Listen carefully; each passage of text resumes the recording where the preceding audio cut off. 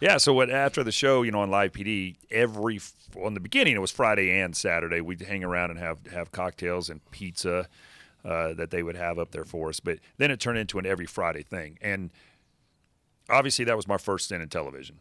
Dan's been in the business, 30 years roughly? Scary. Yeah, 30 years. Yeah. And, talking, whether it be Dan or somebody else that worked on the show, everybody said that this was such a unique situation there. You had a hit show where everybody got along, and everybody, they would use the word family. And you had a VP for A&E that was there every show, and you had the production assistants, the people that are literally running and getting coffees and cleaning up the dinner that was there and stuff like that.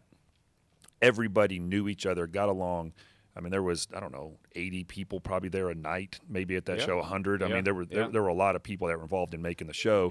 If you include the crews. Yeah, exactly. Yeah. So on Friday night when it ended, went off the air at midnight, we're all running, taking off, changing clothes, that type of thing. And then within 10 minutes, it didn't matter who you were that were part of the production, you were in there having a cocktail together. And we would stay around some nights for two hours. Well, because our weekends were shot. Right. Yeah, you our had Friday no and weekend. Saturday nights were gone, so it's like, all right, if we're going to do anything, it's going to be here. It's here. Yeah. Yep. And that was great. That's one of the things I miss most about the show. Absolutely. There might have been, out of the number of episodes that we did there might have been 3 times, when the show ended, we went out somewhere. Yeah. And it was, everybody just stood there. So going into that, I was a beer guy. I think Dan was a wine guy who now owns a winery, by the way. Congratulations on that. So who was the gateway to the wonderful worlds of the elixir of corn liquor for you guys? It was it was a couple of guys. It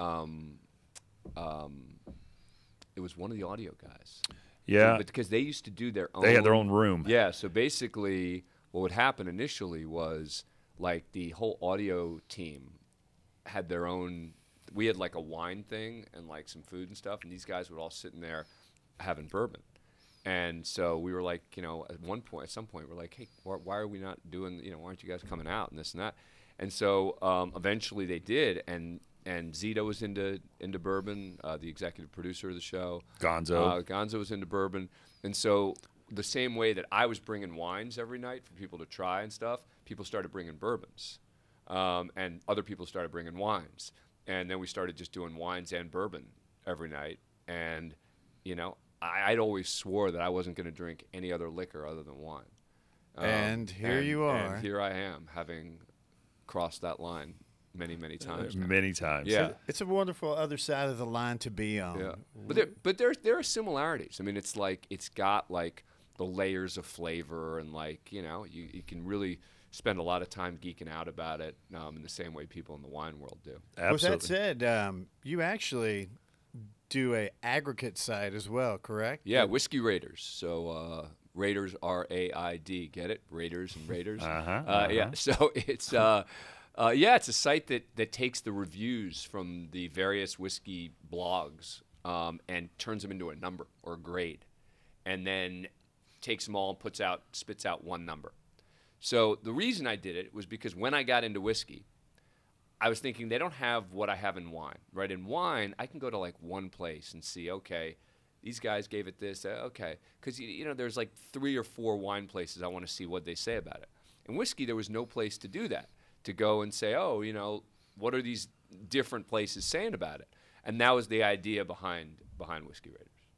Well, it's something, we've, I think I was on one of the very first little deals. We did a tasting on there with you guys. And I know Howard follows it. I follow it. Jason does. Hey, they present this podcast. Absolutely. They do present. Right. Yeah, Dan's involved in kind of everything, going on that media-wise that I've been fortunate to be a part of. So, obviously, the big question everybody always wants to talk about here at CrimeCon, we've been asked a million times, is when Live PD is coming back. Yeah. Without getting into all everybody knows the story on when it went off the air, and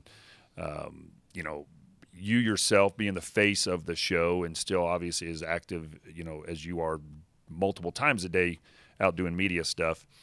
You've taken, I don't know if I use the term abuse, but people have come after you about the show thinking you're the guy that makes all the decisions and you're responsible for the show whether it's on the air or not. Right. And there's nothing that pisses me off more than when people say Dan Abrams sold out Live PD. Yep. Or Dan Abrams doesn't care about Live PD. Well, hey, let's back that up a little bit. Kind of explain to the folks how that works. I mean, Right. obviously you're not in charge of a production company. Well, so I don't own the production company, but even the production company didn't make this. I mean, I guess in theory they were involved in the decision, but this was a decision made not by me. I mean, I'm a host of the show, and yes, I'm an executive producer, but it doesn't give me any authority over whether the show is on the air.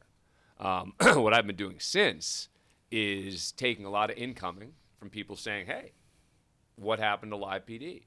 And you would think, based on its popularity, that it would be easy. It'd be like, well, of course it's going to come back. Look, it's a complicated show.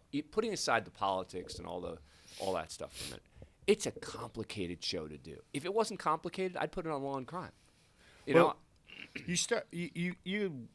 kind of spoke to this earlier. You have 90 employees that it takes to produce the show on Friday and Saturday night. Right. That's a lot of moving parts in its own, and that's just the internal production crew. And And I can say from being there, it's like watching a sporting event. Well, and then the technical piece of it, which is now imagine you're in 8 different cities at Right. once. You're getting in feeds. There are 4 cameras in each city. And, you got to figure out how to balance it, et cetera. I would say it's even harder. It's more like you're in a sporting event, like, the decisions that on sports networks they have to make when they got 8 games going on. They're like, all right, which game are we going to go to, et cetera. But they've got to be, unlike in sports they kind of know, all right, we're not going to the Louisiana game until blah, blah, blah. Here, we could be going to any of these 8 departments at any time. And that means there also have to be people monitoring each one really closely. So, yes, it is a very complicated show. And expensive. And expensive. It is expensive, yeah. So that's why it's not, people say, well, why don't you just pick it up on Law and Crime? And it's like, because we don't have, the resources to do that. So it's got to be the place that, where a live PD type show, and I say that because, who knows about the name, et cetera. A live PD type show would have to be on a place that has the resources and has the stomach for it. I mean, there is going to be, when Live PD comes back, and I say when because I am confident, I've been saying this for a while and people are getting irritated at me because I keep saying it, but I am confident Live PD is going to come back.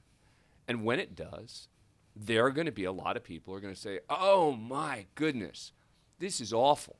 This is horrible. This is propaganda. This is just exactly what we, and I don't share their view. But let's just stop right there. I mean, it's as transparent as transparency can be. Well, look, there was an incident that happened. I mean, let's be honest. There was an incident that happened. And it was awful. Yeah, and you could argue it wasn't transparent. Right. And they're right. It wasn't. In my view, that it was a mistake. Yeah, but just because that window's tinted, the Live PD window I agree. isn't. I agree. I mean, it's clear as it can be. See, because it's Live PD, I have to be so careful. You said to me, it's as transparent as transparent can be. And I know that if someone decides they want to take out of context and I just go, yeah, and I don't specifically say that I recognize that there was an incident where that was not the case.